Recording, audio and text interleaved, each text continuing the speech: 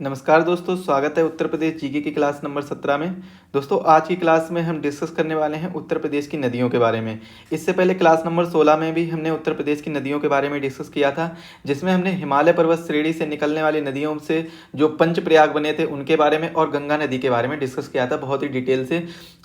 आप लोग वो क्लास जरूर देखिएगा। नोट्स आपको उपलब्ध हो जाएंगे बहुत जल्द। जैसे जैसे क्लास पूरी होती जाएंगी वैसे वैसे नोट्स आपको उपलब्ध हो जाएंगे। इससे पहले क्लास नंबर 15 तक आपको नोट्स मिल चुके होंगे, hand written notes plus class notes दोनों ही मिल चुके होंगे, तो आप लोग उनसे तैयारी करते रहिए अच्छी तरीके से। आज क्लास नंबर 17 में हम उत्तर प्रदेश की नदियों के बारे में ही आगे चर्चा बढ़ाएंगे, और इसमें आज हमारा जो टॉपिक रहने वाला है वो रहने वाला है रामगंगा। सबसे पहले हम रामगंगा के बारे में पढ़ेंगे। हिमालय पर्वत श्रेणी से निकलने वाली नदियों के बारे में ही अभी चर्चा कर रहे हैं, तो इसमें हम रामगंगा के बारे में सबसे पहले पढ़ना स्टार्ट करेंगे। गंगा नदी के बारे में हम पढ़ चुके हैं, अब हम किसके बारे में पढ़ेंगे? रामगंगा। एक बार रिवीजन के तौर पे आपको बता दें कि प्रयाग कितने होते हैं? पंच प्रयाग, 5 प्रयाग हैं। कौन कौन से प्रयाग हैं पांचों? एक बार नाम बताइए सभी लोग, आप मन में सोचिए। तो पहला कौन सा है? विष्णु प्रयाग है। दूसरा कौन सा है? दूसरा है नंद प्रयाग। और तीसरा कौन सा है? तीसरा है कर्ण प्रयाग। और चौथा कौन सा है? चौथा है रुद्रप्रयाग। और पांचवा और अंतिम प्रयाग है कौन सा? देव प्रयाग। देव प्रयाग, ये 5 प्रयाग हैं, आपको इनके नाम याद रखने होंगे। विष्णु प्रयाग में धौली गंगा मिलती है अलकनंदा से। नंद प्रयाग में नंदाकिनी मिलती है अलकनंदा से। और कर्ण प्रयाग में पिंडार नदी मिलती है अलकनंदा से। और रुद्र प्रयाग में मंदाकिनी नदी मिलती है अलकनंदा से। और भागीरथी अलकनंदा से मिलती है कहाँ पर? देव प्रयाग में मिलती है। तो इसीलिए और यहीं से भागीरथी का नाम गंगा नदी पड़ जाता है। भारत की राष्ट्रीय नदी गंगा नदी को कब घोषित किया गया था? 2008 में। गंगा नदी निकलती कहाँ से? गोमुख हिमानी से। भागीरथी के नाम से वहां पे जाना जाता है। भागीरथी नदी अलकनंदा नदी से जिस स्थान पर मिलती है उसे क्या कहते हैं? देव प्रयाग कहते हैं। आज की चर्चा को हम आगे बढ़ाएंगे रामगंगा नदी के साथ। तो एक बार आप मैप देखिएगा, तो मैप में आपको ये दिख रहा होगा, ये जो नदी दिख रही होगी, ये जो वाइट पर आपको हाईलाइट हो रहा होगा कलर में, तो ये जो नदी दिख रही है कौन सी है? ये रामगंगा नदी है। कहाँ पर मिलती है जाकर? कन्नौज में मिल रही है जाकर गंगा नदी से। कन्नौज में गंगा नदी से मिल रही है जाकर। आज इसी के बारे में हम चर्चा करेंगे। और इसके बाद में गोमती नदी के बारे में समझेंगे। गोमती नदी पर ही लखनऊ शहर स्थित है और ये जाकर यहाँ पर मिलेगी। इसके बाद में जो यमुना नदी आएगी इसके बारे में भी चर्चा करेंगे। यमुना नदी के बारे में, जो यमुना कहाँ पर मिलती है? इलाहाबाद में मिलती है। और गोमती नदी इलाहाबाद से आगे जाकर मिल जाती है। इनके बारे में, यमुना नदी की जो भी सहायक नदियां, इनके बारे में भी चर्चा रखेंगे। और साथ ही साथ में उत्तर प्रदेश में बहने वाली नदियों के बारे में विशेष तौर पर देखेंगे। तो ये जो आपको इस साइड की ये वाली नदी दिख रही होंगी, ये इस साइड की नदी दिख रही होंगी, ये जो इनके बारे में नहीं पढ़ेंगे, क्योंकि उत्तर प्रदेश का जो रेंज है वो कहाँ पर जाता है? ये इस जगह पर रेंज आ रही है। तो इन नदियों के बारे में, गंडक, घाघरा। घाघरा नदी को और किस नाम से जाना जाता है? सरयू नाम से जाना जाता है। घाघरा नदी को किस नाम से जाना जाता है? सरयू नदी के नाम से जाना जाता है। तो इसको भी हम देखेंगे। चलिए बात करते हैं रामगंगा के लिए। रामगंगा नदी, इसका अगर उद्गम पूछा जाए तो उद्गम बताइएगा आप कि उत्तराखंड के उद्गम कहाँ पर होता है? उद्गम होता है उत्तराखंड के पौड़ी गढ़वाल जिले में। एक पौड़ी गढ़वाल डिस्ट्रिक्ट है, पौड़ी गढ़वाल जिला है। तो पौड़ी गढ़वाल जिले में एक कुमायूं श्रेणी पड़ती है। कौन सी श्रेणी पड़ती है? कुमायूं श्रेणी पड़ती है। कुमायूं श्रेणी के समीप ही एक दूधातोली पर्वत है। कुमायूं श्रेणी के समीप कौन सा पर्वत है? तो बताइएगा प्यारे से कि कुमायूं श्रेणी के समीप कौन सा पर्वत है? दूधातोली पर्वत है। एक दूधातोली पर्वत नामक है, दूधातोली नामक पर्वत है। तो इसके समीप से ही निकलती है, इसके समीप से ही निकलती है, दूधातोली पर्वत के समीप से निकलती है। इसके आप नोट करिएगा, दूधातोली पर्वत के समीप से निकलती है। उद्गम कहाँ से होता है इसका, रामगंगा का? उत्तराखंड के पौड़ी गढ़वाल, कुमायूं, पौड़ी गढ़वाल ये क्या है? ये जिला है। इस जिला के कुमायूं श्रेणी के समीप, दूधातोली पर्वत के समीप से निकलती है रामगंगा नदी। तो ये चीज आपको समझ में आ गई होगी। इसके बाद में रामगंगा नदी, अगर रामगंगा नदी का मुहाना पूछा जाए कि इसका संगम या मुहाना कहाँ पर होता है, तो बताइएगा सर इसका संगम होता है, संगम या मुहाना इसका कहाँ पर होता है? तो संगम या मुहाना इसका कहाँ पर होता है? प्यारे तरीके से बताइएगा कि सर इसका संगम या मुहाना होता है कन्नौज। कहाँ पर होता है? कन्नौज। आपने इतिहास जब पढ़ेंगे, एंशियंट हिस्ट्री और मीडिएवल हिस्ट्री जब पढ़ेंगे तो एंशियंट हिस्ट्री में सबसे लास्ट में जब आप पढ़ेंगे, एंशियंट हिस्ट्री के लास्ट में, या फिर आप कह सकते हैं अर्ली मीडिएवल हिस्ट्री में जब आप पढ़ेंगे, तो वहाँ पर पृथ्वीराज चौहान, और एंशियंट हिस्ट्री में जब राजा हर्षवर्धन के बारे में पढ़ेंगे तब कन्नौज का नाम आप बहुत बार सुनेंगे। कन्नौज बिलीग्राम का युद्ध के बारे में सुनेंगे, तराइन के युद्ध के बारे में सुनेंगे, पृथ्वीराज चौहान के बारे में सुनेंगे, राजा जयचंद्र के बारे में सुनेंगे। ये सभी कहाँ, कन्नौज से ही लगभग कन्नौज से ही लगे हुए हैं सभी लोग, तो कन्नौज से ही। अब यहाँ पर कन्नौज का नाम आपको पता होगा कि यहाँ से क्वेश्चन पूछा जा चुका है एग्जाम में कई बार। कन्नौज में क्या होता है, इत्र नगरी है। कन्नौज को किस नाम से जानते हैं, इत्र नगरी के नाम से जानते हैं, इत्र नगरी के नाम से जानते हैं। तो कन्नौज इत्र नगरी के नाम से जाना जाता है क्योंकि यहाँ पर इत्र का व्यापार होता है, इत्र बनाया जाता है, सबसे ज्यादा इत्र बनाया जाता है, फूलों से भी यहाँ पर इत्र बनाया जाता है। अब इसके बाद में हम देखते हैं किसके बारे में, इसकी लंबाई के बारे में अगर देख लें तो इसकी लंबाई कितनी है, तो 596 किलोमीटर इसकी लंबाई है। किसकी लंबाई, रामगंगा नदी की लंबाई कितनी है, 596 किलोमीटर इसकी क्या है, लंबाई है 596 किलोमीटर रामगंगा नदी की। और अगर पूछा जाए कि संगम मुहाना कन्नौज में बनाती है ये नदी, तो गंगा के बाएं तट पर पहली सहायक नदी कौन सी है, रामगंगा नदी है। इस पॉइंट को नोट करिए, इस पॉइंट को नोट करेंगे, गंगा लिखेंगे आप लोग, गंगा के बाएं तट पर, गंगा के बाएं तट पर, गंगा के बाएं तट पर पहली सहायक नदी, पहली सहायक नदी कौन सी है, पहली सहायक नदी रामगंगा नदी है। तो ये चीज नोट करिए, सहायक नदी कौन सी है, रामगंगा नदी। रामगंगा नदी ये पहली सहायक नदी है, गंगा के बाएं तट पर सहायक नदी है जो पहली सहायक नदी है। और अगर पूछा जाए कि यह रामगंगा नदी, क्या पूछा जाए कि रामगंगा नदी कहाँ से प्रवेश करती है, निकलती तो उत्तराखंड से, पौड़ी गढ़वाल जिले से, दूधातोली पर्वत के समीप से निकलती है, लेकिन उत्तर प्रदेश में प्रवेश कहाँ पर करती है, यूपी में अगर प्रवेश की बात पूछी जाए तो यूपी में प्रवेश किस जगह से करती है, तो बताइएगा, बिजनौर के कहाँ से करती है, बिजनौर डिस्ट्रिक्ट से करती है, बिजनौर के कौन से, कालागढ़ से करती है, बिजनौर के कालागढ़ से, कालागढ़ नगर है तो कालागढ़ से, ये बिजनौर के कालागढ़ से प्रवेश करती है यूपी में। तो ये चीज़ आप बताइएगा। इसके बाद में आपको ये पता होना चाहिए कि जो रामगंगा नदी है, रामगंगा नदी किससे होकर बहती है, रामगंगा नदी रामगंगा नेशनल पार्क से होकर बहती है। रामगंगा नेशनल पार्क से, इसको नोट करिएगा, यह रामगंगा, रामगंगा नेशनल पार्क से होकर बहती है, से होकर बहती है। तो ये चीज नोट करिएगा आप। अब रामगंगा नेशनल पार्क, तो रामगंगा नेशनल पार्क का पहले क्या नाम था, इसका पूर्व में क्या नाम था, ये आपको बताना होगा। तो रामगंगा नेशनल पार्क है, इसके पूर्व में नाम इसका क्या था, Jim Corbett national park. Jim Corbett national park के नाम से जाना जाता था, जिम कॉर्बेट नेशनल पार्क के नाम से जाना जाता था, नाम से जाना जाता था। तो ये चीज़ भी आप नोट कर लीजिए, जिम कॉर्बेट का ही नाम बदलकर क्या कर दिया गया है, रामगंगा नेशनल पार्क कर दिया गया है, क्योंकि इस पार्क से रामगंगा नदी बहती है। अब यहाँ पर एक आपको पता होगा स्कंद पुराण, तो स्कंद पुराण का एक मानस खंड है, स्कंद पुराण का जो मानस खंड है उसमें रामगंगा नदी को क्या कहा गया है, रतवाहिनी के नाम से कहा गया है। किस नाम से जाना जाता है, स्कंद पुराण के। ये चीज भी आप नोट करिएगा, इंपॉर्टेंट है, इसको एक बॉक्स में नोट कर लेते हैं, नोट करेंगे। स्कंद पुराण के, कौन से पुराण के, स्कंद पुराण की बात हो रही है। स्कंद पुराण के मानस खंड से, कौन सा खंड है, स्कंद पुराण का कौन सा खंड है, मानस खंड है। तो पूछा जा सकता है कि स्कंद पुराण के किस खंड में रामगंगा को रथवाहिनी नदी के नाम से जाना जाता है, तो स्कंद पुराण के मानस खंड में। कैसे भी घुमा के क्वेश्चन पूछा जा सकता है। स्कंद पुराण के मानस खंड में इसको, किसको, रामगंगा नदी को रथवाहिनी के नाम से जाना जाता है। किसके नाम से जाना जाता है, रथवाहिनी के नाम से जाना जाता है। तो ये भी आप नोट करिएगा।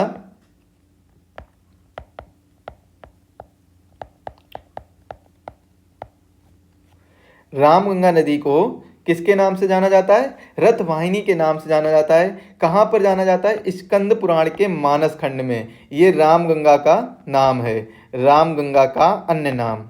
इसको भी आप एक बार नोट कर लीजिएगा, रामगंगा का अन्य नाम। अब हम बात करते हैं रामगंगा नदी के किनारे बसे शहर कौन कौन से हैं। इंपॉर्टेंट शहर ही देखेंगे तो इसके किनारे, किसके किनारे? रामगंगा नदी के किनारे बसे इंपॉर्टेंट शहर कौन कौन से, इसको नोट करेंगे। रामगंगा नदी के किनारे, तो रामगंगा नदी के किनारे महत्वपूर्ण शहर कौन कौन से हैं? नगर किनारे बसे शहर, रामगंगा नदी के किनारे बसे शहर, बसे शहर।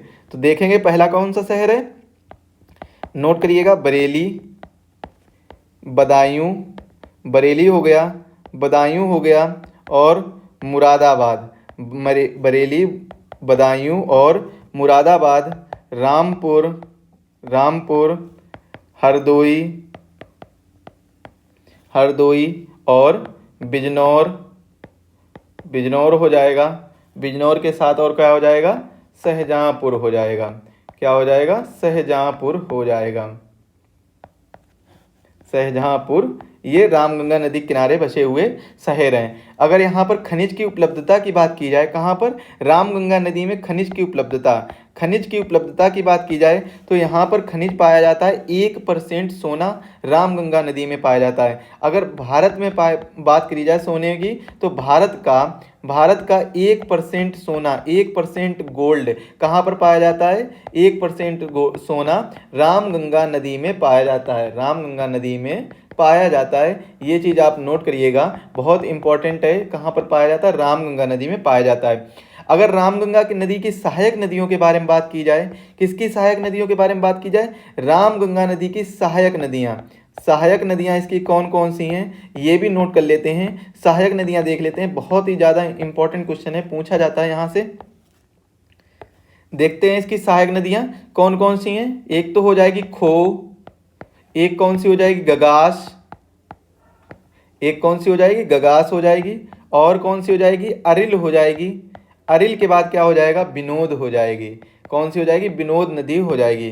तो ये रामगंगा की कुछ सहायक नदियां हैं जो आपको याद रखनी होगी, इंपॉर्टेंट है, यहाँ से क्वेश्चन पूछा जा सकता है। इसके बाद में अब हम अगली नदी की ओर रुख करते हैं। अगली नदी हमारी कौन सी आएगी, इसको हम देखते हैं अगली नदी के बारे में। तो अगली नदी आएगी, इसको नोट करिएगा आप, सरयू नदी। कौन सी नदी आएगी? सरयू नदी। सरयू नदी के किनारे कौन सा शहर बसा हुआ? महत्वपूर्ण शहर है, भगवान राम की जन्मस्थली, भगवान राम की जन्मस्थली क्या है? अयोध्या।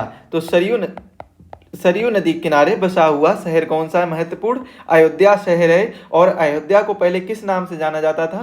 फैजाबाद नाम से जाना जाता था। ये चीजें आप नोट करिए, एक इंपॉर्टेंट पॉइंट बन सकते हैं आपके एग्जाम पॉइंट ऑफ व्यू से। अगर इसके उद्गम की बात की जाए, किसके उद्गम की बात की जाए? सरयू नदी के उद्गम की बात कर ली जाए भाई, तो सरयू नदी का उद्गम कहाँ से होता है, इसको नोट करेंगे। तिब्बत के पठार के पास। कहाँ के पठार की बात की जा रही है? तिब्बत के पठार की बात की जा रही है। तिब्बत के पठार के पास मापचा चुंगो।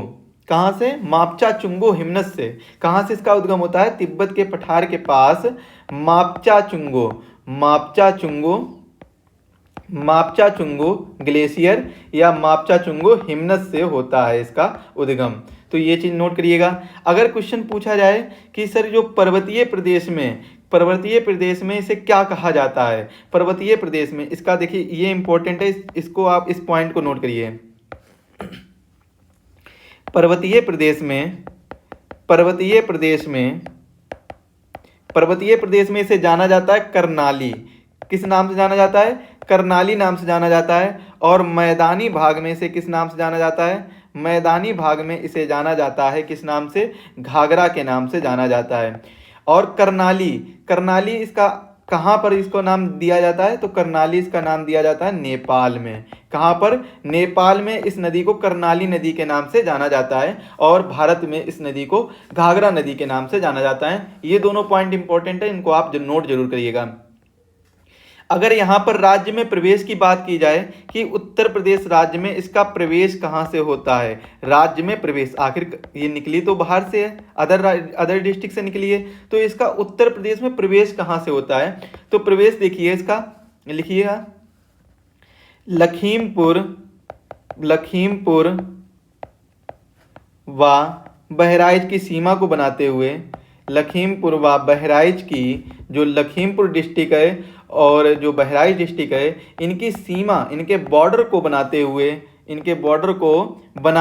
सीमा को बनाते हुए इसका उत्तर प्रदेश में प्रवेश होता है। और इसे अयोध्या में सरयू के नाम से जाना जाता है। किसे जाना जाता है?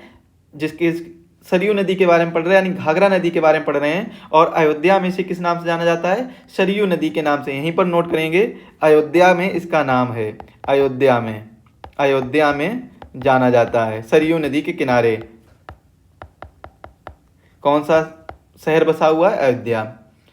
इसके बाद में अगर अयोध्या से जैसे ही आगे जाने पर यह नदी देवरिया के बरहज नामक स्थान पर राप्ती नदी से मिल जाती है। किस नदी से मिलती है? ये पॉइंट है, इसको नोट करिए। अयोध्या से आगे जाने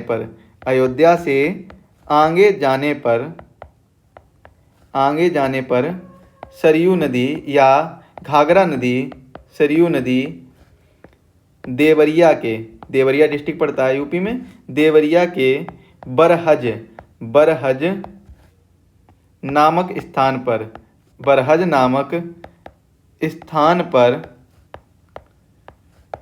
राप्ती नदी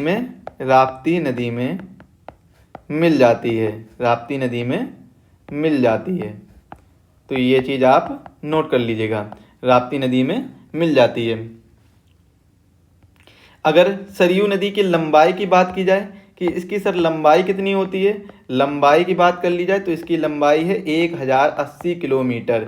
1080 किलोमीटर इसकी कुल लंबाई है। और संगम मोहाना इसका कहाँ पर बनता है? अगर संगम या मोहाने की बात कर ली जाए, संगम मोहाना कहाँ पे बनता है इसका, किस जगह पर ये गंगा नदी के साथ मिलती है? तो गंगा नदी में इसका संगम मोहाना बनता है। और कहाँ पर बनता है? छपरा में बनता है। छपरा कहाँ पर है? छपरा बिहार में है। छपरा बिहार में इसका संगम मोहाना मिलता है। अगर इसकी सहायक नदियों की बात कर ली जाए कि सर इसकी सहायक नदियाँ कौन कौन सी हैं, तो सहायक नदियाँ बताएंगे सर, सहायक नदियाँ कौन कौन सी हैं, सहायक नदियाँ बताइएगा सर, इसकी सहायक नदियाँ कौन कौन सी हैं। तो सहायक नदियाँ आप नोट करेंगे, राप्ती कौन सी हो जाएगी? राप्ती नदी हो जाएगी। और छोटी गंडक इसकी सहायक नदी है। कौन सी नदी है? छोटी गंडक। और सिखाटीला,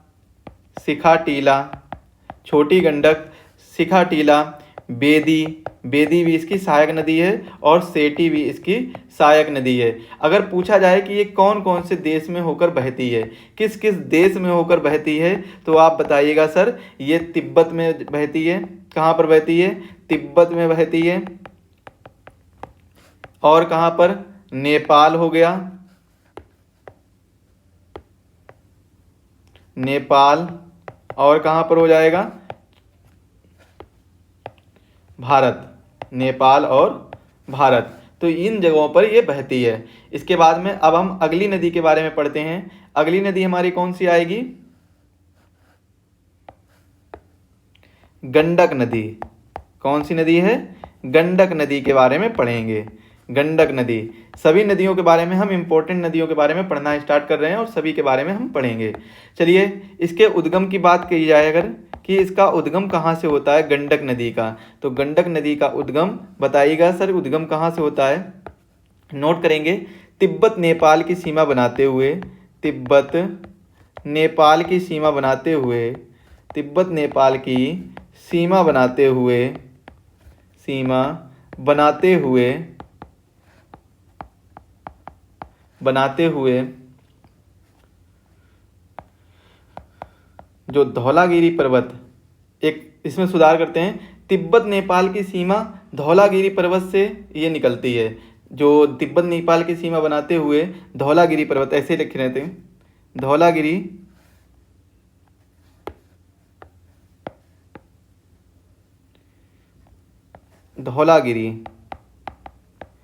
धौलागिरी पर्वत से निकलती है, धौलागिरी पर्वत से निकलती है। ये चीज़ आप नोट करेंगे। और नेपाल से शालिग्राम तथा मैदानी भागों में नारायणी के नाम से जानी जाती है। नेपाल में कहाँ पर है? नेपाल में, इसको नोट करेंगे, ये एक इम्पोर्टेंट पॉइंट है। नेपाल में किस नाम से? शालिग्राम। और मैदानी भाग में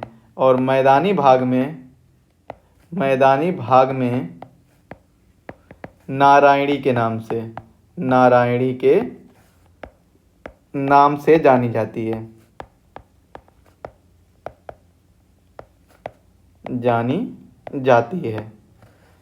जब हम रिवीजन करेंगे सभी क्लासों का एक साथ, जब मेरा पूरा कोर्स हो जाएगा, ये यूपी जीके का कंप्लीट कोर्स हो जाएगा, तब लगभग 4 से 5 क्लासों में हम रिवीजन करेंगे, जो रहेगा थ्योरी रिवीजन।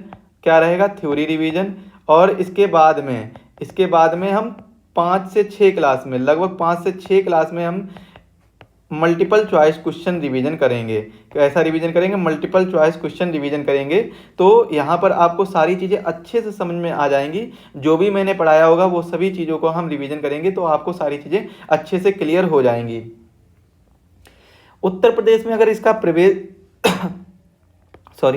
उत्तर प्रदेश में अगर इसके प्रवेश की बात की जाए कि सर उत्तर प्रदेश में इसका प्रवेश कहाँ से होता है, उत्तर प्रदेश में प्रवेश कहाँ से होता है, तो प्रवेश इसका उत्तर प्रदेश में किस जगह से होता है? आपने डिस्ट्रिक्ट सुना होगा महाराजगंज। कौन सा डिस्ट्रिक्ट है?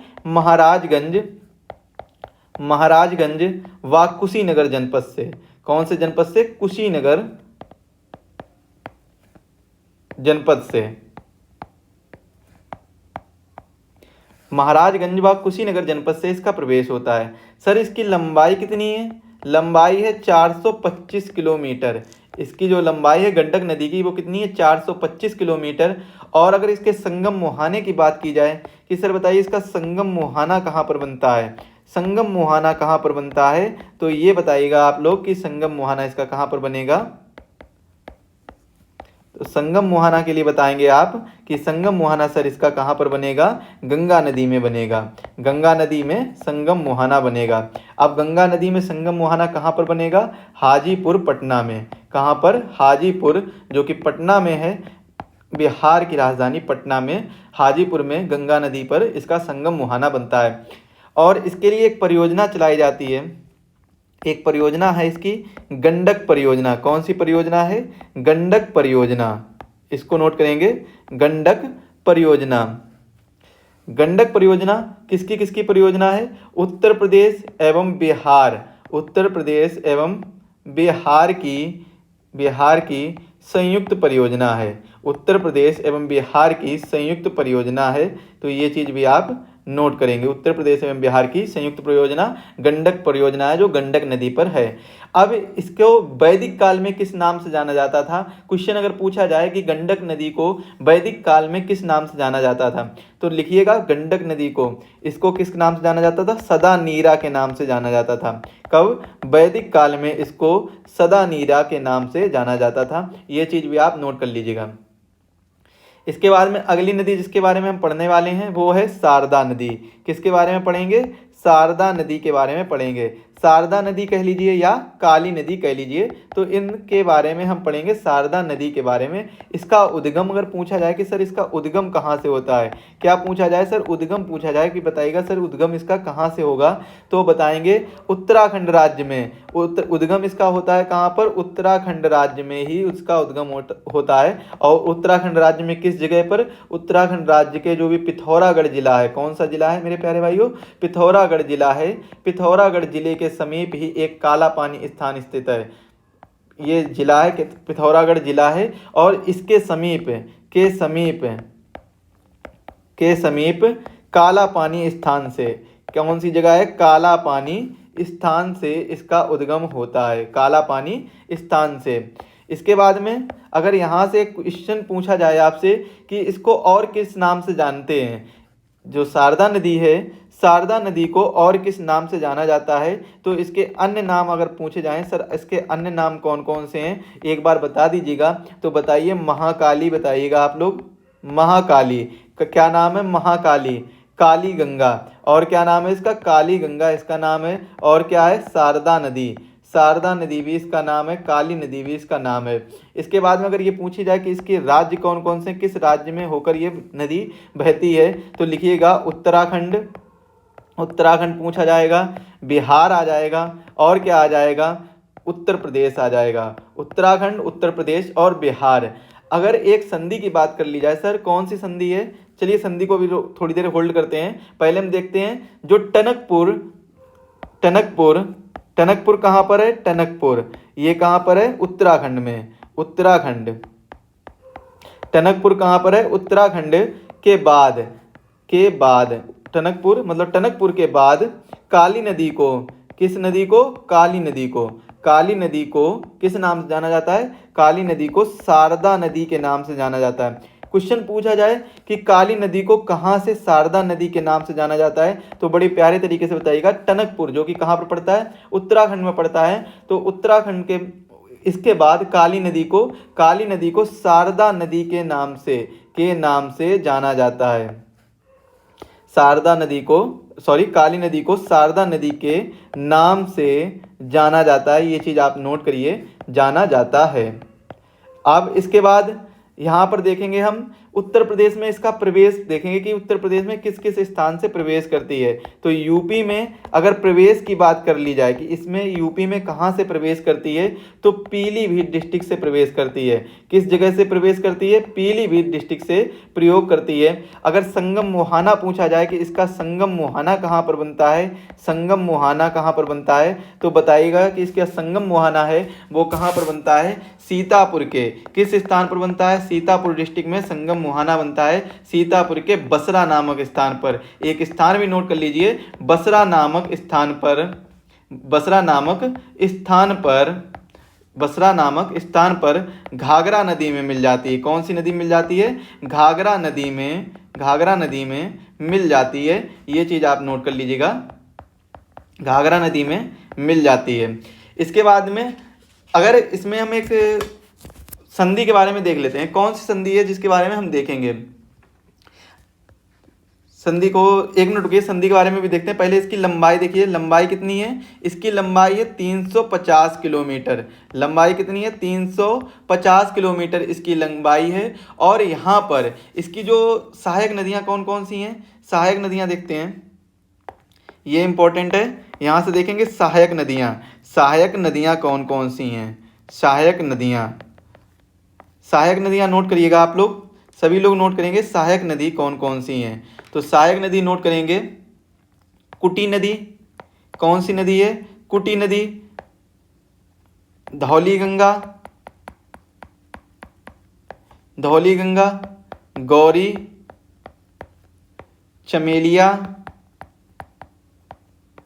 कुटी नदी, धौली गंगा, गौरी, चमेलिया, रामगढ़, और कौन सी है? लड़िया, रामगढ़ और लड़िया आदि इसकी सहायक नदियां हैं। तो ये चीज़ भी नोट करिएगा। एक इम्पॉर्टेंट पॉइंट और है, वह क्या है कि पंचेश्वर धाम, पंचेश्वर धाम का आपने नाम सुना होगा, किसका नाम सुना होगा? पंचेश्वर धाम का, पंचेश्वर धाम। तो पंचेश्वर धाम है, यह कहाँ है? शारदा नदी पर स्थित है।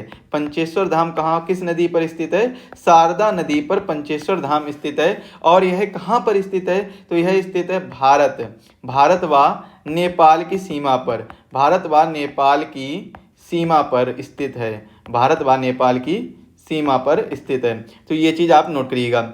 इसके बाद में अब हम बात करते हैं संधि के बारे में। किस संधि के बारे में बात करेंगे? संगौली संधि के बारे में। इसको लास्ट में इसलिए रखा है कि आपको अच्छे से समझ में आए। तो पंचेश्वर धाम कहाँ पर स्थित है? पंचेश्वर धाम ये स्थित है भारत व नेपाल की सीमा पर स्थित है, जो शारदा नदी बनाती है। तो भारत व नेपाल की सीमा पर स्थित है। अब हम बात करते हैं संगौली संधि। तो सर पूछा जाए कि संगौली संधि कब हुई थी, तो बताइएगा कि संगौली संधि जो संगौली संधि है वह 1816 ईस्वी में हुई थी। अब यह संगौली संधि करती क्या है? तो संगौली संधि जो है ये करती क्या है, इसका कार्य क्या है, इसका कार्य क्या है संगौली संधि का, इसको हम नोट करेंगे कि संगौली जो संगौली संधि है, इसका कार्य क्या है? तो इसका कार्य भारत व नेपाल के बीच सीमा का निर्धारण करना। नेपाल व भारत के बीच सीमा का निर्धारण करती है। कौन करती है? शारदा नदी करती है सीमा का निर्धारण। किसके तहत? संगौली संधि के तहत। तो ये चीज भी आप नोट करिएगा, इंपॉर्टेंट है। अब हम रुक करते हैं अगली नदी के तरफ। अगली नदी जिसके बारे में हम पढ़ने वाले हैं वह नदी कौन सी है? राप्ती नदी। किसके बारे में पढ़ेंगे? राप्ती नदी के बारे में पढ़ेंगे। राप्ती नदी के बारे में अगली बार अभी हम पढ़ने वाले हैं। तो राप्ती नदी के अगर उद्गम की बात कर ली जाए, सर इसका उद्गम कहाँ से होता है? उद्गम पूछा जाए कि इसका उद्गम बता दीजिए सर, इसका उद्गम कहाँ से होता है? नोट करेंगे उद्गम। धौली गंगा के दक्षिण में, धौली गंगा है, उसके दक्षिण में रूकमकोट। कौन सा है?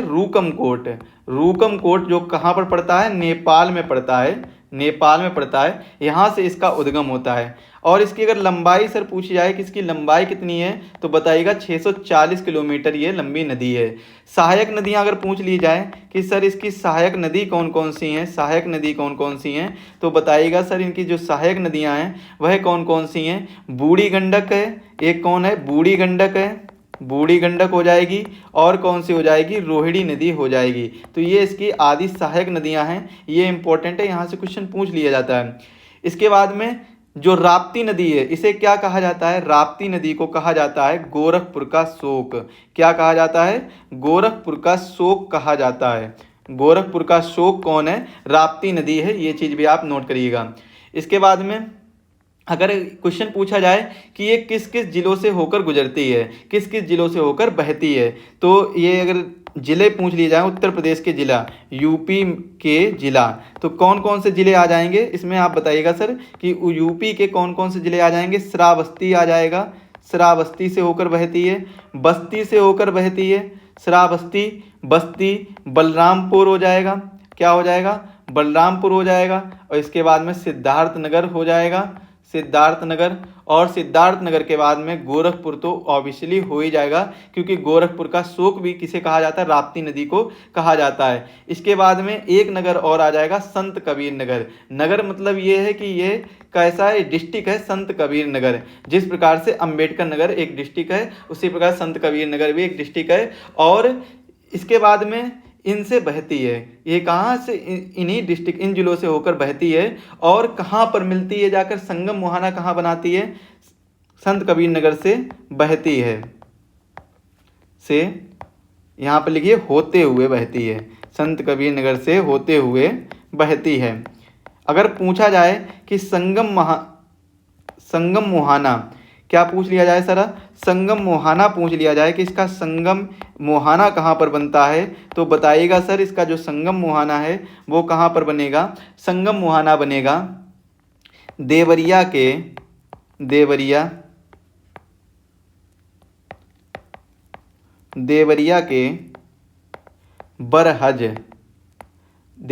बरहज नामक स्थान पर। क्या ये संगम मुहाना गंगा नदी पर बनाती है? बिल्कुल नहीं, ये बनाती है घाघरा नदी पर संगम मुहाना बनाती है, संगम मुहाना। और किस जगह पर? देवरिया के बरहज नामक स्थान पर। इसके बाद में एक इंपॉर्टेंट नदी है जिसके बारे में हम आगे चर्चा करने वाले हैं। कौन सी नदी आ जाएगी? हिंडन नदी। किसके बारे में चर्चा करेंगे? हिंडन नदी के बारे में चर्चा करेंगे। हिंडन नदी के बारे में चर्चा करते हैं। तो हिंडन नदी का उद्गम अगर पूछ लिया जाए, सर इसका उद्गम कहाँ से होता है? इसका उद्गम कहाँ से होता है? बताइएगा सर कि इसका उद्गम होता है सहारनपुर के शिवालिक पर्वत श्रेणी से। कौन सी श्रेणी से? शिवालिक पर्वत श्रेणी से। और कौन सी पहाड़ी है? पहाड़ी का भी नाम पूछ लिया जाता है, श्रेणी, यहाँ पर के कर लीजिए। शिवालिक पर्वत श्रेणी के शाकंभरी कौन सी है? शाकंभरी पहाड़ी से, शाकंभरी पहाड़ी से इसका उद्गम होता है। अगर आप क्वेश्चन आपसे पूछा जाए कि इसका पुराना नाम क्या है, इसका पुराना नाम क्या है, इसका किसका? हिंडन नदी का पुराना नाम क्या है? तो सर बताइएगा कि हिंडन नदी का जो पुराना नाम है वह क्या है? हरनंदी। क्या नाम पड़ता है? हरनंदी इसका पुराना नाम है। अब इसके किनारे कौन कौन से स्थित हैं? इसकी लंबाई कितनी है? अगर लंबाई की बात की जाए तो 400 किलोमीटर इसकी लंबाई है। और अगर स्थित शहर पूछ लिए जाएं कि सर इसके किनारे कौन कौन से शहर स्थित हैं, तो आप बताइएगा। दो इम्पोर्टेंट शहर स्थित हैं, जो मेरठ और गाजियाबाद, मेरठ और गाजियाबाद। हिंडन नदी के किनारे ही कौन सा शहर स्थित है? हिंडन नदी के किनारे ही एक प्राचीन स्थल स्थित है, कौन सा? आलमगीरपुर। आलमगीरपुर, आलमगीरपुर का नाम सुना होगा, आलमगीरपुर। जब आप इंडस वैली सिविलाइजेशन अभी सर ने आपको पढ़ाया होगा तो उसमें आलमगीरपुर के बारे में पढ़ाया होगा। तो आलमगीरपुर कहाँ पर स्थित है? मेरठ में स्थित है। और यह कहाँ पर स्थित है? हिंडन नदी के किनारे, हिंडन नदी के किनारे, हिंडन नदी के किनारे आलमगीरपुर स्थित है, हिंडन नदी के किनारे। और हड़प्पा सभ्यता का, आलमगीरपुर क्या है? हड़प्पा सभ्यता का पूर्वी स्थल है। हड़प्पा सभ्यता का कैसा स्थल है? पूर्वी स्थल है हड़प्पा सभ्यता का। इंडस वैली सिविलाइजेशन का, किसका? इंडस वैली सिविलाइजेशन का, इंडस वैली सिविलाइजेशन का, इंडस वैली सिविलाइजेशन का पूर्वी स्थल क्या है? आलमगीरपुर है। तो ये चीज़ आपको याद रखनी होगी। जो कहाँ पर स्थित है? मेरठ में स्थित है। तो ये हिंडन नदी के किनारे ही बसा हुआ है, ये चीज़ आपको याद रखनी होगी। मेरठ हो गया, गाजियाबाद हो गया, और कौन सा आ जाएगा? सहारनपुर आ जाएगा, सहारनपुर आ जाएगा, शामली आ जाएगा, शामली से होकर भी बहती है। बागपत आ जाएगा, कौन सा आ जाएगा? बागपत आ जाएगा। नोएडा आ जाएगा, नोएडा। और इसी जगह पर, कहाँ पर? नोएडा में ही, नोएडा में ही क्या होता है कि ये गंगा, ये सॉरी यमुना नदी से मिल जाती है। किस नदी पर मिलती है?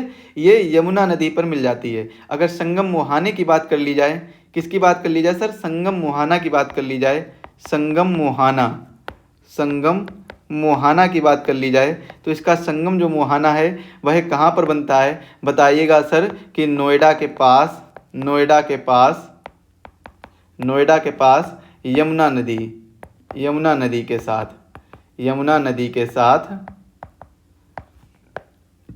मिल जाती है, मिल जाती है। तो ये चीज़ आप नोट करिएगा। इसके बाद में अगली नदी जिसके बारे में पढ़ने वाले हैं वह नदी कौन सी है? कर्मनासा नदी। किस, कौन सी नदी है? कर्मनासा नदी। कर्मनासा नदी, इसका उद्गम पूछा जाए सर, इसका उद्गम बताइए कि इसका उद्गम कब हुआ था? उद्गम कैसे हुआ? सॉरी, उद्गम कहाँ से हुआ था? कर्मनासा नदी, अगर ये पूछ लिया जाए कि कर्मनासा नदी का उद्गम पूछा जाए तो कहाँ से हुआ था, तो ये गंगा की तो सहायक नदी, आपको पता होना चाहिए कि गंगा की सहायक नदी है। कर्मनासा नदी कैसी है? गंगा की सहायक नदी है। और इसका जो उद्गम है वो कहाँ से होता है? बिहार के कैमूर जिले से, बिहार के कैमूर जिले से, कैमूर जिले से इसका उद्गम हुआ है। कहाँ से हुआ है? बिहार के कैमूर जिले से। और इसकी जो टोटल लंबाई है, टोटल लंबाई कितनी है? 192 किलोमीटर है इसकी टोटल लंबाई।